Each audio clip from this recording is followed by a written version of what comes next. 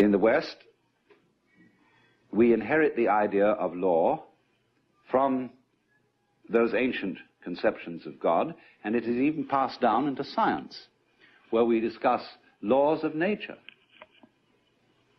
But one recognizes more and more in the sciences that what we call laws of nature are simply observed regularities in the way things behave.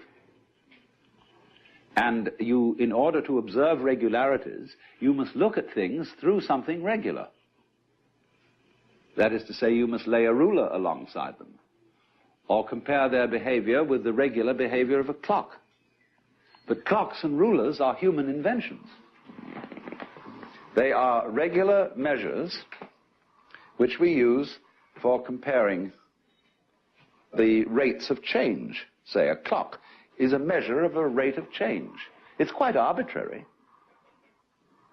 But we very easily compare our regulation measuring devices with what makes things happen, as if the sun rises because it's 6 in the morning.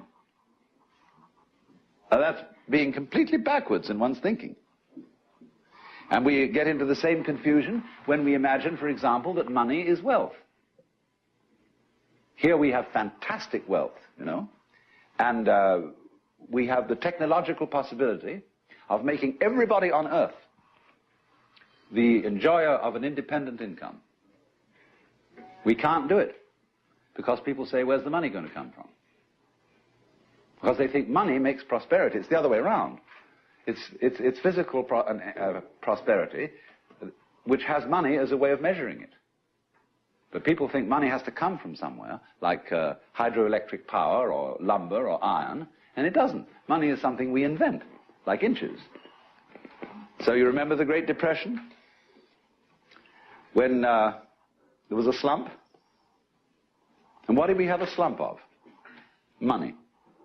There was no less wealth, no less energy, no less raw materials than there were before, but it's like you came to work on building a house one day, and they said, sorry, you can't build this house today, no inches.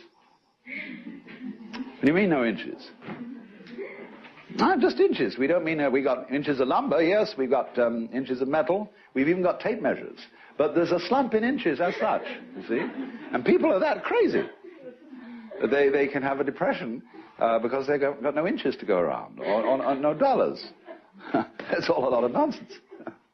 But you see, because we get thinking backwards, making the metaphysical tail wag the dog, making the law rule things, whereas it doesn't. It's merely a way of measuring what happens.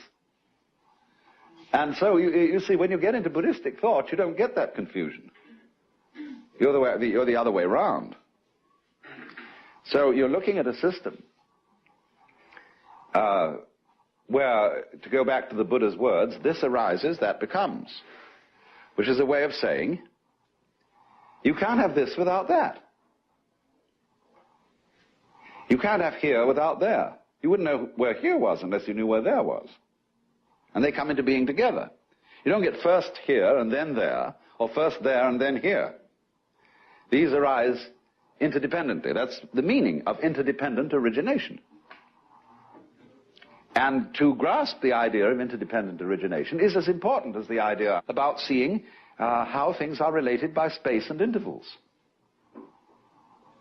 And seeing, therefore, that you tend to look at life from a myopic point of view and see details, see the trees and not the forest, see yourself as something loosely related to everything else that's going on and not integral to it.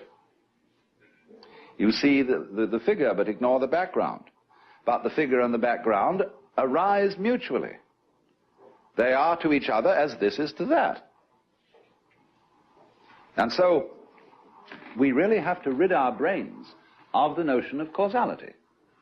The notion of causality being that present sets of circumstances are the result of past sets of circumstances. And that therefore certain events which are called causes are responsible for following events called effects. And all this is an enormous piece of mumbo-jumbo. Because what is not seen and what is not clear in thinking that way is that in physical nature there are no separate events. This is startling to people. But it's really quite easy to see that there are no events in nature. Because you can ask very simply, let's take something called an event. How do we demark it from other events? At what point, shall we say, were you born? Were you born at parturition? Or when the doctor slapped you on the bottom? Or cut the umbilical cord? Or when you were conceived? Or when your father and mother were first attracted to each other? When was it? When did you begin? There's no way of deciding except arbitrarily. And for legal purposes, we say you were born at parturition.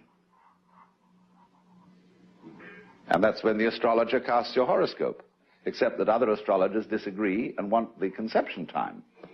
And say, that's the real beginning. There isn't a real beginning. It goes back and back and back in an inseparable continuity.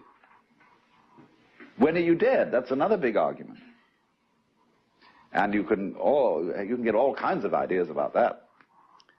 So at once you see that an event is a term in an intellectual calculus. Calculus being the way of measuring, say, curved formations by reducing them to point instants and counting it, you see? But actually, the point instants are imaginary. The curve wiggles along, and it doesn't stutter from point to point. But in calculus, you make it do that. So, just as there are no point instants in the curve, so there are no events in nature. Nature is a constantly fluctuating pattern. You can only designate particular wiggles in a pattern arbitrarily. You can count a convex formation as one wiggle, or a concave formation as one wiggle. Then you decide if you call it one way, if you give the convex properties the title of wiggle, you have to deny it to the concave properties. And vice versa.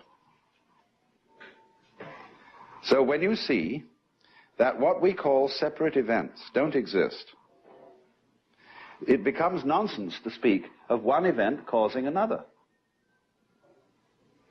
What you really mean is that the two events which you speak of as being causally related are simply two parts of the same event. They go with each other in the same way as this with that. The relationship is not causal. It is mutual.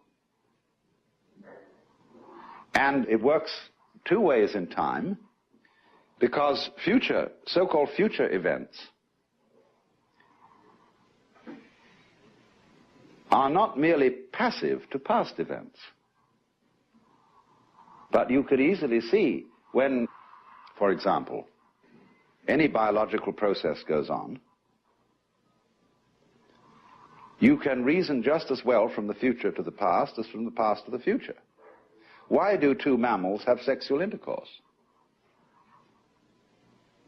Well, it isn't just that they enjoy it. It's also that they're a very complex system which does this because it makes babies. And the prospect of baby works in reverse and creates desire. You can reason that way. Oh, it's silly. Because the whole process is one. And when we speak humanly and purposively, I am going downtown to buy groceries, then a future event could be said to be the cause of why you're now starting out to get into the car, buying groceries. And the difficulty we have in seeing this to be so is that we think in an either-or way, which is what is called dualism in Hindu Buddhist thought, and that liberation is being free from dualism. So when you think in an either-or way, you see the figures in the background as moving, and therefore being responsible for their action. But if somebody argues the other way round and say the figures are just following lines of force in a field, gravitational principles say, we're all human beings, you see, we're all concentrated on our fact that we're individually rushing around and doing this and that. But we don't see that we're equally sucked, and that we move around in response to all sorts of stimuli. But neither position is adequate. You have to see that our being sucked by all sorts of stimuli is exactly the same thing as our apparently voluntary and deliberate action. Because what we're looking at is not this Newtonian game of billiards, where balls roll because they are hit by cues. What we're involved in is a dance where, for example, watch a snake. When a snake swims, there's nothing more beautiful than watching a snake swim in water. Lovely motion. But you see, it wiggles along, and its wiggle is conceivable, you see, as convex, or was it concave? This way, and that way, and this way, and that way. Now, which side of the snake moves first when it wiggles? So it's very easy to see there. Now, when we interact with the world, what moves first? Who starts it? The objective world or the subjective world? But they are related as this to that. You can't have an object without a subject, or a subject without an object. You can't have something known without the knower. And that gives the show away. There isn't any real distinction between the knower and the known. There's two ways of looking at something, yes. Two poles of a single process. But the knower and the known are subsumed as the knowing. And all life is knowing. Being, becoming. And it isn't something, in other words, that works by the idea of all this happens because someone shoves it. Now you see, the idea all this happens because someone shoves it is basic to Western thinking. There is the Lord God who's the boss. And he sloshes this universe into being and shoves it and sets it going. And you better obey that shove, because he's introduced into it some recalcitrance by giving to human beings what the Hebrews call the Yetzer Hara, the wayward spirit, so that they shall be able to play certain games on their own. Because nothing very interesting would happen if everybody obeyed God. The whole world would be like a lifeless thing, you see. So they had to reason that into it in order to save face for God, practically. Because otherwise he could be blamed for all the catastrophes that happened, instead of our being able to say to each other, well, it's our fault.